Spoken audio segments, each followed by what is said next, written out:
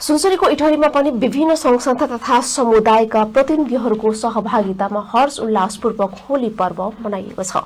यस वर्ष धेरैजसोले कार्यालय तथा आफ्नै समूहमा सीमित रूपमा होली मनाएका छन्। तथापि इटहरीमा बसोबास गर्दै आएका नेवार समुदायले संयुक्त रूपमा विशेष कार्यक्रमको आयोजना गरी पर्व मनाएका हुन्।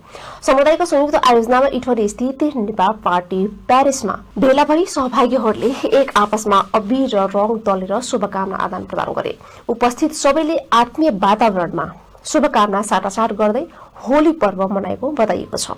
कार्यक्रम संयोजक तथा मिसा पूज इटहरीकी वरिष्ठ उपाध्यक्ष कौशल्या श्रेष्ठले समुदाय बीच आपसी एकता, सद्भाव र सांस्कृतिक पहिचान जोगाइराख्ने उद्देश्यले होली पर्व मनाइएको बताइन्।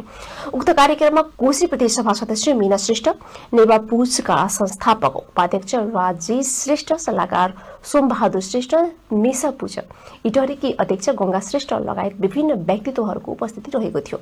उक्त कार्यक्रममा सहभागी भएकाहरूले होली पर्व सामाजिक सद्भाव, आपसी भाइचारा र मेलमिलापको पर्व भएको उल्लेख गर्दै यस्ता संयुक्त कार्यक्रमले समुदाय बीच आत्मीयता अझ बलियो बनाउने विश्वास व्यक्त गरेका थिए। यस वर्ष इटहरीमा मनाइएको होली पर्व विगतको तुलनामा शान्त र व्यवस्थित रूपमा मनाइएको छ। फागुन 21 गते हुने प्रतिनिधि सभाको निर्वाचनका लागि यस वर्षको होली उत्साहजनक नभएको पाइएको छ।